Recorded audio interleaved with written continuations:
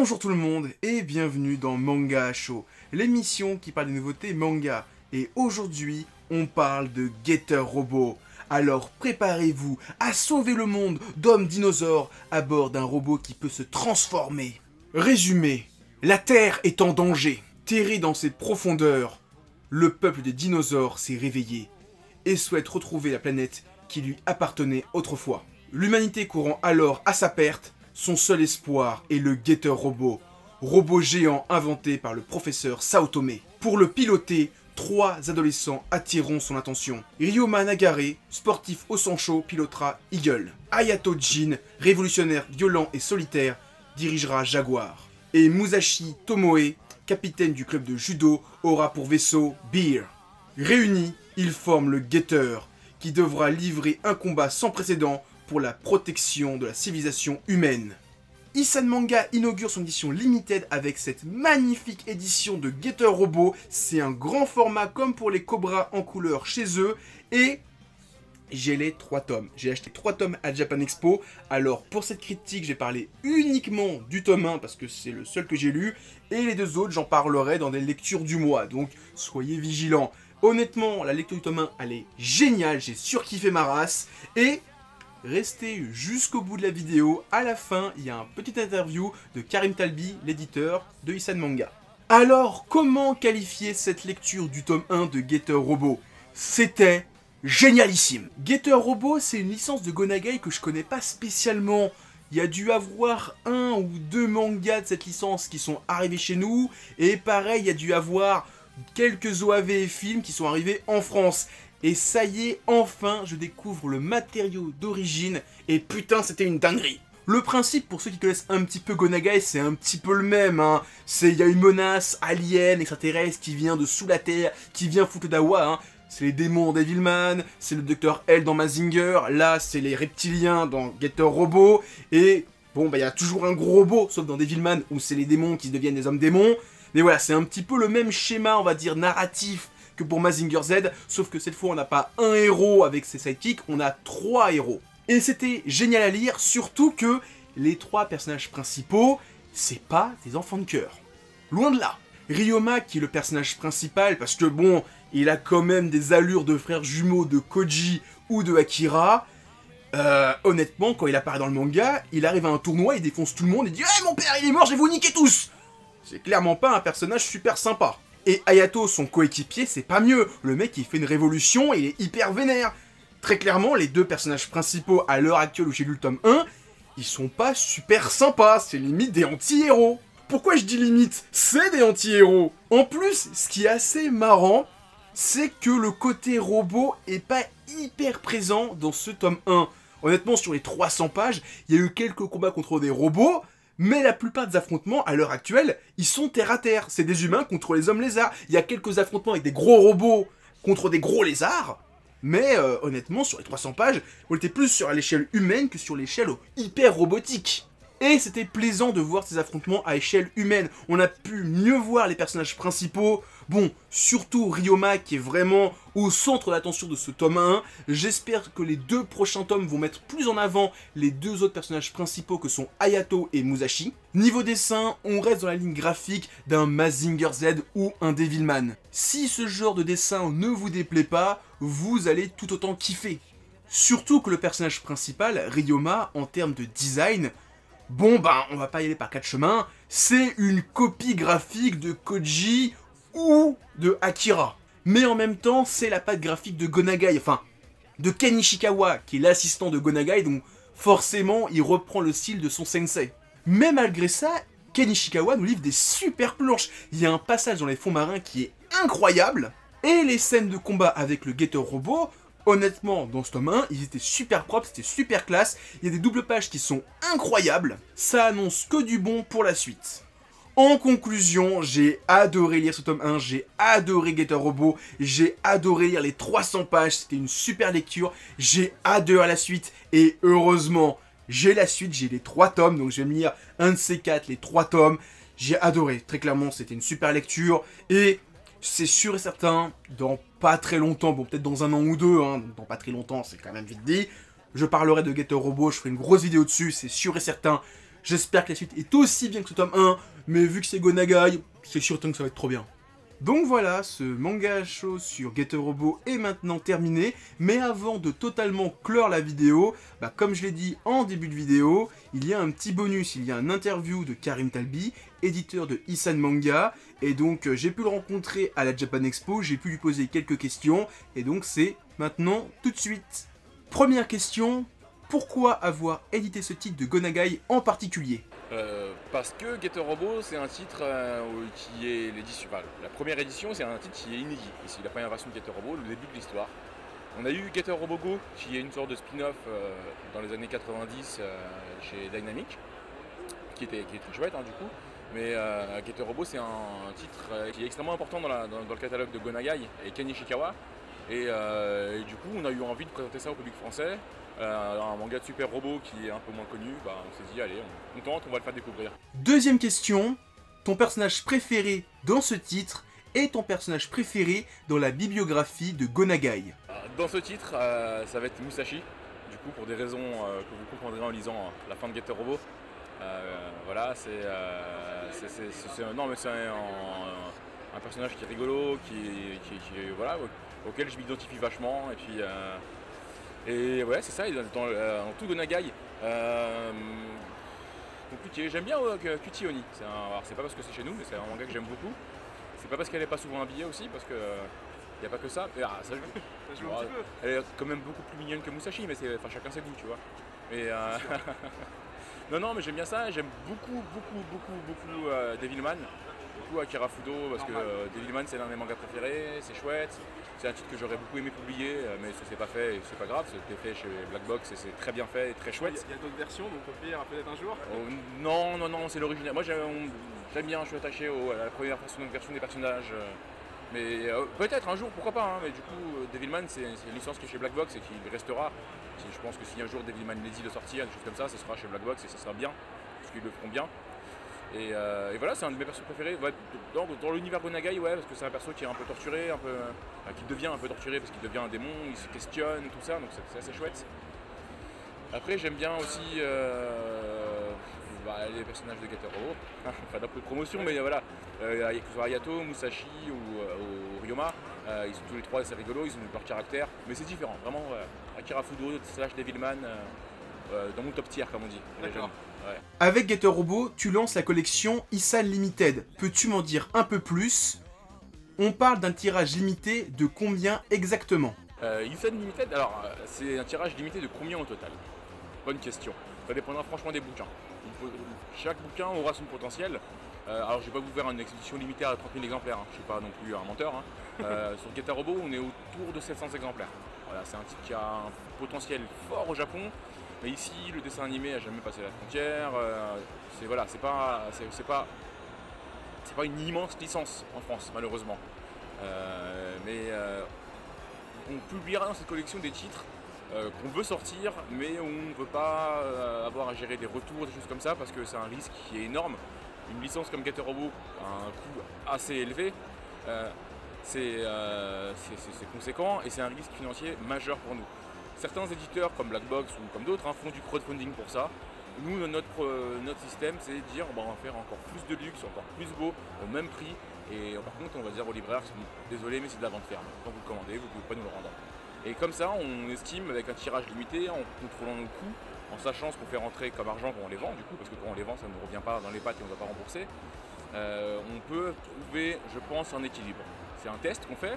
D'autres titres arriveront dans cette collection, ça pourra être des titres déjà publiés, ça pourrait être de l'inédit, ça pourrait être catalogue d'expo, ça pourrait être des choses comme ça, on ne s'interdit rien.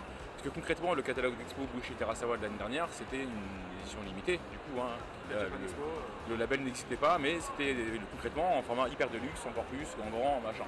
Donc c'est pas on a créé un label pour ça, pour que ce soit facilement identifiable par les libraires, parce que c'était compliqué, et aussi parce que voilà, on voulait aussi Getter Robo, j'avais l'édition Bunko chez moi, petit en japonais. Et du coup, les dessins sont très travaillés, il y a beaucoup de travail. En petit, vous perdez beaucoup de détails, beaucoup de choses. C'est pour ça que moi j'aime des formats qui sont très grands. Là, on peut savourer le dessin des auteurs. C'est ça, voilà. Et là, pour le coup, encore plus grand que le format habituel. Alors, c'est le même format que les Cobras, du coup, ça fait un peu bizarre. C'est quasiment la même taille. C'est exactement 19-27, c'est le même format du coup que les Cobras, mais même pour les titres noir et blanc. Cobra, c'est en grand format parce que l'édition japonaise est comme ça, parce que c'était chouette. Voilà. Et là, Getter Robot, on l'a agrandi, on a vu avec l'auteur. On a échangé avec eux, ça a été très long à leur faire comprendre pourquoi on voulait le faire en grand. Et en fait, on a fait des tests d'impression de page, on leur a envoyé, ils se sont dit ah ok, vous savez faire. Et ça demande beaucoup de travail en pré-presse parce qu'on ne peut pas agrandir des planches comme ça, on a un claquement de doigts et c'est génial. Mais choisir le bon papier, choisir les bonnes choses, c'est notre cœur de métier. Bonne qualité. Voilà, c'est un papier qui est de plus haute qualité encore que ce que c'était avant. C'est un papier qui est sans bois, qui ne jaunit pas, donc qu'on peut laisser au soleil. Alors je ne vous conseille pas quand même parce que le livre ça n'aime pas trop ça, mais voilà, c'est un papier qui est fait pour vous faire lire ces titres dans les meilleures conditions possibles. Dans le tome 1 de Getter Robot, il n'y a pas de page couleur. Est-ce un choix? Et seront-ils présents dans le tome 2 et 3? Il n'y a pas de page couleur ni dans le 1, ni dans le 2, ni dans le 3, parce que tout simplement l'édition qu'on publie ne possédait pas de page couleur. On a du matériel couleur, et du coup ce qu'on a fait, c'est qu'on les a mis en ex-libris, offert avec l'achat des livres sur notre stand ou sur notre site seulement, parce que par contrat avec Dynamic, il ne fallait pas que ce soit associé avec le livre tout le temps forcément, machin, donc c'était assez compliqué. C'est la seule solution qu'on a trouvée pour vous proposer ces pages couleurs là, qui existent dans des versions plus anciennes de Getter Robot ou plus récentes. Voilà. Par contre, on a dans cette version de Getter Robot les 2 chapitres bonus et ainsi que des pages bonus redessinées plus tard par Ken Ishikawa pour faire une vraie conclusion à la série et enclencher la suite Getter Robot G, et un chapitre spécial sur Musashi, qui est le personnage préféré de Getter Robot. Donc c'est chouette, mais voilà, qui sont des choses qui sont totalement inédites en France, mais comme la série est inédite, c'est normal, vous me direz, mais c'est des trucs qu'on ne trouve pas dans toutes les éditions Getter Robot non plus. Donc c'était un choix qu'on avait à faire, soit on avait ces pages couleurs bonus, soit on avait un visuel couleur par tome, parce qu'il n'y a pas de début de chapitre en couleur, c'était vraiment une illustration. D'accord. C'est jamais, il n'y a jamais eu de début de chapitre couleur sur Getter Robot. Donc du coup, le choix a été vite fait. On voulait ces chapitres bonus, on voulait proposer l'édition ultime de Getter Robot à la sortie, pour pas vous dire attendez, dans 3 ans, regardez, on sort la nouvelle édition de Getter Robot avec des pages couleurs. Enfin, c'était absurde. Ouais. Là, on voulait que d'un coup, vous ayez toute la série, tous les machins dans les meilleures conditions possibles. Et pour ce faire, il fallait qu'on se prive de ces pages d'ouverture de volume couleur, mais qu'en échange de ça, on donne des chapitres bonus. L'année dernière, pendant la Japan Expo, il y avait une exposition Buichi Terasawa, ainsi qu'un catalogue. Cette année, il y a une exposition Gonagai, et à la fin de l'expo, tu nous teases 2 catalogues. Peux-tu m'en dire plus? Bien sûr. Quand on a commencé ce projet d'exposition avec Japan Expo, on a reçu pas loin de 4000 dessins. Et dans l'expo, on ne peut pas montrer 4000 dessins, c'est pas possible, il fallait faire une surface absurde. Et très vite, on s'est dit, bah, si on faisait un catalogue comme avec Buichi Terasawa, c'était chouette. Alors c'est un peu plus compliqué de travailler avec Dynamic qu'avec l'équipe de Buichi Terasawa, c'est sûr, donc ça nous prend plus de temps. Par contre, on a accès à ce matériel-là, on voulait pouvoir proposer plus de pages, plus de planches, avec des textes, avec une interview, avec des choses comme avec sur Terasawa, faire une biographie un peu plus développée, avec toutes ces choses-là. Et du coup, les catalogues, c'est une chose qui sont importantes, et c'était aussi le but avec Terasawa qui repartent avec un souvenir d'exposition. Là, ils sortiront en fin d'année, donc du coup, ils ne peuvent pas repartir avec ce souvenir tout de suite, mais ils pourront le redécouvrir ou redécouvrir en librairie, parce qu'il sortira en librairie, sous le label Isan Limited, donc en tirage limité et tout ça, avant Noël. Donc du coup, 2 catalogues. Le premier, ça va être, en fait, on va par ordre chronologique des séries. On va commencer par Devilman, qui est sa première série d'animation, et on va aller jusqu'à Getter Robot, et je sais plus où est-ce qu'on va, jusqu'à Jig Robot, du coup. J'ai vu du Jig, j'ai vu du Kyotune, j'ai vu même ces séries un peu moins connues. Il y a Dololon et Makun, alors ça on a du matériel mais qui est très détérioré. Donc il y a un gros travail de photogravure qu'on va faire pour avoir. Il n'y aura pas beaucoup de pages de Dololon malheureusement. D'ailleurs j'en profite pour dire que Dololon c'est un titre que j'adorerais faire en français en manga, parce que c'est un manga qui est assez rigolo, qui est très différent du Gonagai qu'on connaît. Mais bon, c'est pas prévu aujourd'hui, c'est un truc que j'aimerais faire. Ça, et, voilà. Et le deuxième catalogue, ça va être centré sur le personnage de Goldorak. Et on va commencer à Gatiger. Gatiger, c'est l'espèce de préquel. C'est le prototype de Goldorak en fait. C'est un projet où, je le dis maintenant parce que dans le livre il ne faut pas le dire. Là-bas, c'est un projet où Toei voulait se passer de Gonagai et de ses recettes de super robots en disant on va faire du super robot sans Gonagai. parce qu'on est fort et qu'on sait le faire maintenant. Et c'est un projet qui a pris dans tous les sens. Et ils ont fait intervenir Go Nagai sur la fin, qui a sauvé le projet, qui l'a lancé et qui a mis un célèbre robot cornu qui deviendra plus tard Goldorak. Donc ça n'a pas beaucoup de lien avec Goldorak dans le scénario, dans ces choses-là, mais c'est le prototype. Et pour nous, c'était important de présenter ça, de pouvoir peut-être raconter ça. On ne sait pas si nous laisserons le faire, mais on essaiera, on verra selon ce qui est valide ou pas. Mais en tout cas, présenter cette OAV qui est chouette, hein, du coup, et qui s'appelle en français La Bataille des soucoupes volantes. Donc, on peut trouver en DVD en France, du coup. Et voilà, du coup, ce deuxième livre, ces 2 livres coûteront 50 €, donc c'est plus cher que le catalogue de TerraServal l'an dernier. Par contre, il y a presque 100 pages de plus. Donc, du coup, voilà, c'est logique. Il y a un travail de photogravure qui est immense parce que dans l'expo, ça ne se voit pas trop, mais il faut se dire qu'on a du matériel, des scans de crayonnés, des choses comme ça, qui datent de... 70-80 les premiers datent de 1971, donc du coup, pendant la production de Devilman. 50 ans. Et c'est ça, ils ont 50 ans, ils ont été détériorés, ils n'ont pas été scannés, numérisés tout de suite. C'est assez compliqué. Chaque planche nous prend des heures à retravailler. Et du coup, ça a un coût et tout ça, et voilà, ça arrivera un peu plus cher à 50 €, 2 livres. Il n'y a pas de. On peut acheter le tome 2, le volume 2 qui sera sur Goldorak sans lire le premier. Hein. Du coup, C'est vraiment 2 2 artbooks. livres Voilà. indépendants. Voilà. Dans le premier, il y aura toute la partie qui nous présentera Go Nagai et tout ça. Non, pardon. Dans le deuxième, on se concentrera sur la partie Goldorak, le héros Goldorak, connu de Go Nagai avec en France. une introduction sur Goldorak quand même, avec une très grande introduction qui expliquera le succès de Goldorak en France, contrairement à ce qu'on dit, le succès de Goldorak au Japon, parce qu'on dit beaucoup que Grandizer, ça n'a pas connu le même succès, machin, les gens japonais ne l'aiment pas. C'est un fait, grosso modo, les mêmes chiffres d'audience. C'est un petit peu l'effet Pokémon, tout le monde dit la génération rouge c'est la ça, meilleure. c'est ça. En fait ils sont tous aussi bien En les uns que fait, les autres, c'est juste le côté. Ce qui s'est mal vendu, c'est les jouets qui sont mal vendus, parce que les enfants, c'est lassé tous les ans, on leur fait des nouveaux jouets, des nouveaux machins. Enfin les enfants non, les parents je pense que c'était lassé, hein, les deux. Et les enfants je pense pas, hein, du coup.